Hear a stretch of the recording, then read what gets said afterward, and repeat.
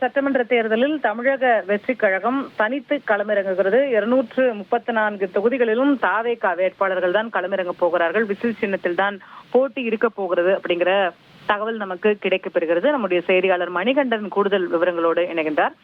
மணிகண்டன், இப்போ விஜயோடைய தொகுதி, ஆதவ் அர்ஜுனா அவர்களுடைய தொகுதி, இது எல்லாமே கான்சென்ட்ரேட் பண்ணி சென்னை மண்டலத்துக்குள்ள இருக்கிறத நம்ம பார்க்கிறோம். அதுக்கு ஸ்பெசிபிக்கான காரணங்கள் ஏதாவது இருக்கா? என்ன மாதிரி வியூகத்துல எல்லா முக்கிய தலைவர்களும் சென்னையை ஒட்டி போட்டிடுறது அப்படிங்கிற விஷயத்தை தேர்ந்தெடுத்திருக்கிறாங்க? அதுக்கான காரணமா என்ன சொல்லப்படுது மணிகண்டன்? முதல்ல தமிழக வெற்றி கழக தலைவரை பொறுத்தவரையில வேளச்சேரி, விருகம்பாக்கம், திருச்சி கிழக்கு ஆகிய 3 தொகுதிகள் கான்சென்ட்ரேட் பண்ணப்பட்டது. வேளச்சேரியும் விருகம்பாக்கமும் இளம் வாக்காளர்கள் அதிக முறையில் இருக்கிறார்கள். வேளச்சேரியில தொடர்ந்து வெற்றி பெறக்கூடிய வேட்பாளர் முகம் யாரும் இல்லை. அது மட்டுமல்லாமல் இந்த ஐடி ஒர்க்கர்ஸ் அது போன்ற வாக்காளர்கள் நிறைய இருக்கிறார்கள் என முதல்ல இந்த 2 தொகுதிகள் பார்க்கப்பட்டது. அதற்கு அடுத்தபடியாக திருச்சி கிழக்கும் பெரம்பூரும் மாற்றப்பட்டிருந்தது. பெரம்பூர்ல அதிகப்படியான வாக்காளர்கள், அதாவது தமிழக வெற்றி கழகத்தை பொறுத்தவரையில இணைந்த தொடங்கி 40,000 உறுப்பினர்கள் அதிகாரப்பூர்வமாக பெரம்பூர்ல இணைக்கப்பட்டிருக்கின்றனர். அதாவது கிரவுண்ட் ஜீரோல இருந்து தொடங்கினால் கூட 40,000 வாக்குகள் உறுதியாக அவர்களுக்கு கிடைக்கும்.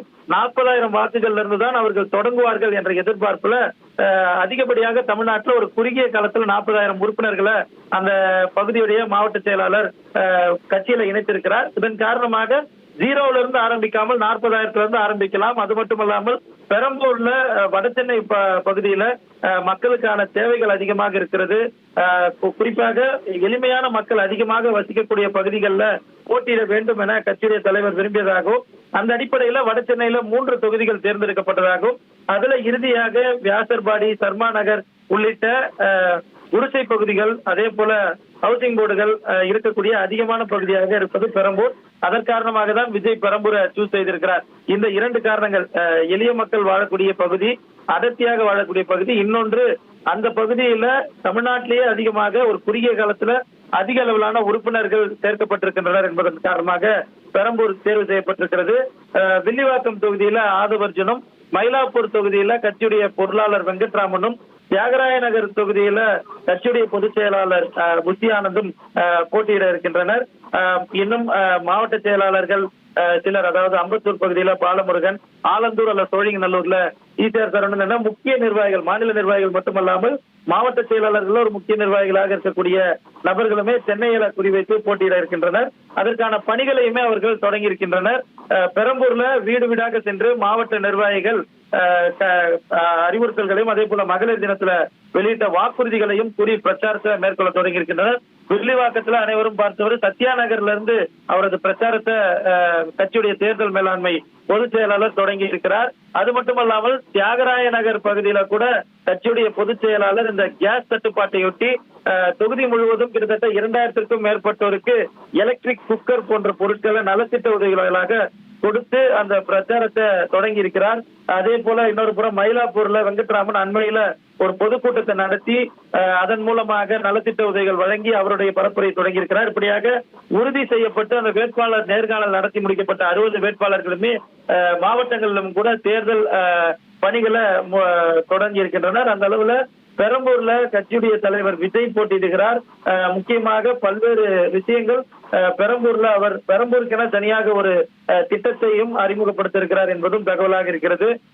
இதுவரையில பல்வேறு கூட்டணிகள் குறித்து பேசப்பட்டு வந்த நிலையில தனித்து போட்டி என்ற நிலையை அந்த சிபிஐக்கு விசாரணைக்கு செல்வதற்கு முன்பாகவே கட்சியின் மூலமாக தெரிவித்ததாகவும், இன்னும் குறிப்பாக அந்த மாவட்ட செயலாளர்கள் எந்த மனநிலையில இருக்கின்றனர் என்பதற்காகத்தான் மாவட்ட செயலாளர் கூட்டத்துல கூட்டணி குறித்து செல்லலாமா என்ற கருத்து கேட்கப்பட்டதாகவும் கூட கட்சியின் வட்டாரங்கள் தெரிவிக்கிறது.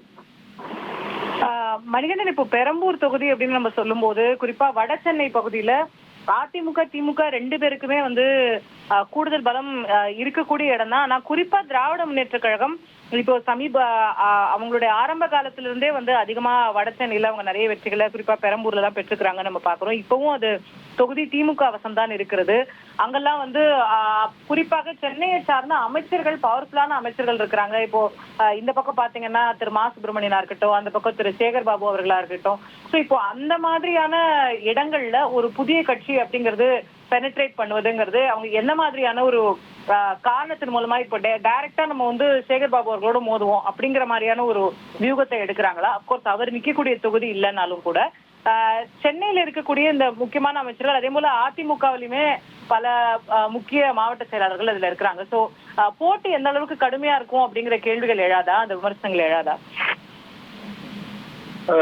நிச்சயமாக வட சென்னையை பொறுத்தவரையில திராவிட முன்னேற்ற கழகம் ஆதிக்கம் செலுத்தக்கூடிய ஒரு பகுதி. வட சென்னையில இருக்கக்கூடிய தொகுதிகள் அனைத்திலுமே பெரும்பான்மையான வாக்கு வித்தியாசத்துல கடந்த சட்டமன்ற தேர்தலில் திமுக வெற்றி பெற்றிருந்தது. இருந்த போதிலும் போராட்டங்களும் அதிகமாக நடைபெற்ற பகுதியாகவே அந்த வட சென்னையில, குறிப்பாக பெரம்பூர்ல இருக்கக்கூடிய பல்வேறு இடங்கள்ல, வில்லிவாக்கத்துல, சத்யா நகர்ல, இந்த குரு பகுதிகள் இருக்கக்கூடிய பகுதிகள்ல போராட்டங்கள் அதிகமாக நடைபெற்றதை பார்க்க முடிகிறது.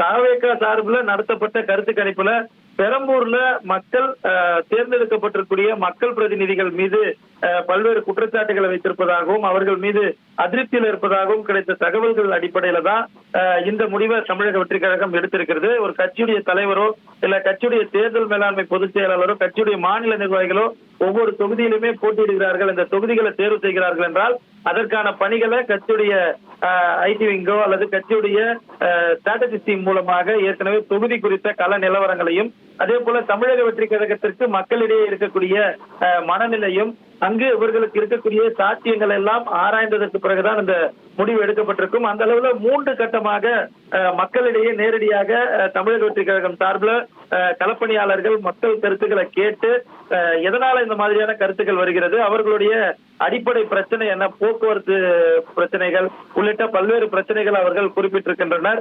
அடிப்படையில அவர்கள் வாழ்வதற்கான பல்வேறு எதிர்பார்ப்புகள் அவர்களுக்கு இருக்கிறது.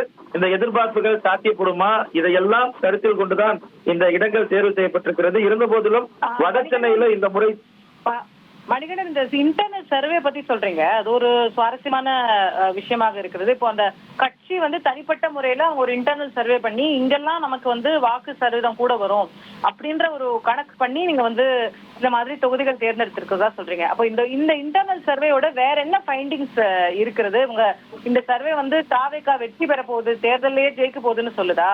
அவங்களுடைய சர்வேல வேற என்னென்ன தகவல்கள் கிடைக்கப்பெறுது அந்த சர்வே மூலமா அவங்களுக்கு?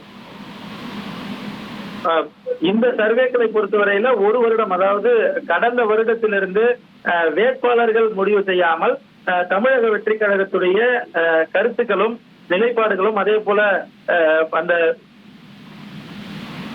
மக்கள் சந்திப்பு சுற்றுப்பயணம் தொடங்கிய காலத்திலிருந்து விஜயுடைய பேச்சு எந்த அளவுல மக்களிடம் கொண்டு செல்லப்பட்டிருக்கிறது, எந்த அளவுல அவரது உரைகளை பார்க்கிறார்கள், அவர்கள் பேசக்கூடிய விஷயங்களை மக்கள் எந்த அளவுல உள்வாங்குகிறார்கள் என்று முதல்ல எடுத்தனர். அதற்கு பிறகாக இந்த கரூர் சம்பவத்துக்கு பிறகு கரூர் சம்பவம் மக்களை எந்த விதத்துல பாதிப்படைய வைத்திருக்கிறது, கரூர் சம்பவம் தாவேகாவோ அல்லது விஜயோ பொறுப்பேற்பதா அல்லது அவர் மீது தப்பு இருப்பதாக மக்கள் பார்க்கிறார்களா, இது எப்படி சென்று அடைந்திருக்கிறது மக்களிடையே என 2வது கட்ட கருத்து கணிப்பும், 3வது கட்ட கருத்து கணிப்பு மக்களிடையே இருக்கக்கூடிய மக்கள் பிரதிநிதிகள் எந்த அளவுல செயல்பட்டிருக்கிறார்கள், அவர்களுக்கு அதிருப்தி இருக்கிறதா, இல்லது மக்கள் பிரதிநிதிகளுடைய செயல்பாடுகள் எந்த அளவுல இருக்கிறது என இப்படியாக 3 கட்டமாக இந்த கருத்து கணிப்புகள் எடுக்கப்பட்டிருக்கிறது. இதற்கு பிறகாகவும் கூட வேட்பாளர்கள் இறுதி செய்ததற்கு பிறகு ஒரு கருத்து கணிப்பு எடுப்பதற்கு கூட வாய்ப்புகள் இருக்கிறது. இதுவரையில அவர்களுக்கு கிடைத்திருக்கக்கூடிய தகவல்களின் அடிப்படையில தான் இந்த வேட்பாளர்கள் நியமனமும் அவர்களுடைய பணிகளும் இருக்கிறது. பல்வேறு இடங்கள்ல சில கருத்து கணிப்புகள் சொல்வது போல தமிழக வெற்றி கழகம் 2வது இடங்களை எடுக்கிறது. சென்னையில தாவேகா சார்பில் எடுத்து பார்த்த கருத்து கணிப்புகள்ல 3-4 தொகுதிகள்ல தாவேகாவுடைய வாக்கு சதவீதமும் திமுக அதிமுகவுடைய வாக்கு சதவீதம் 1-2 கூடுதலாக இருப்பதையும் பார்க்க முடிகிறது.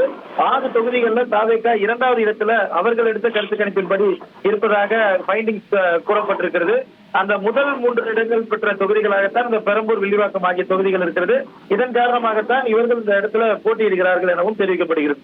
உங்கள் தந்தி1 தொலைக்காட்சியில் காதலும் கலகலப்பும் நிறைந்த ஒரு புத்தம் புதிய ஃபேண்டசி தொடர் ராஜா ராணி தினமும் இரவு 8 மணிக்கு.